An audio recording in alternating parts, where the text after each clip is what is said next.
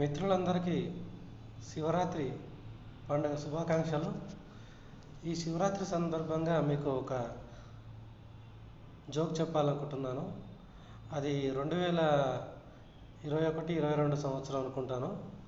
అప్పుడు ఒక తండ్రి కొడుకు కలిసి బాహుబలి సినిమా చూశారు. బాహుబలి సినిమా చూసిన తర్వాత సినిమా అంతా అయిపోయిన తర్వాత వాళ్ళ అబ్బాయి ఒక డౌట్ అడిగాడు.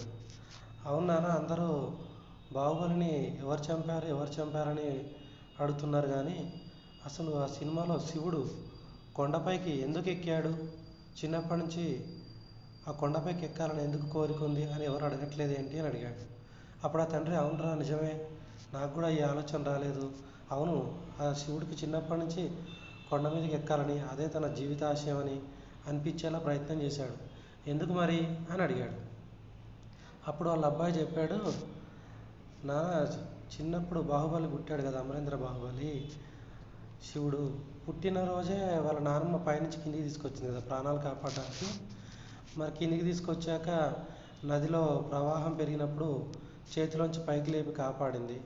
అప్పుడు అడవిలో నుంచి కోయవాళ్ళు వచ్చి ఆ బాబుని తీసుకున్నప్పుడు వాళ్ళ నాయనమ్మ చేతిని పైకి చూపించింది, తన చేతి వేలు పైకే చూపించింది. ఎందుకంటే, బాబు, మన రాజ్యం మన ఇల్లు పైనే ఉంది, మీ అమ్మ పైనే ఉంది, పైకి వెళ్ళు అని వాళ్ళ నాన్నమ్మ చెప్పింది. అప్పుడు ఆ అబ్బాయి వాళ్ళ నాన్నమ్మ చేతికి వెళ్ళి చూశాడు. అందుకే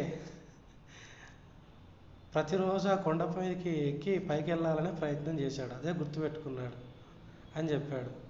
అప్పుడు ఆ తండ్రికి అది విని కొంత ఆశ్చర్యము, కొంత ఆనందం కలిగింది.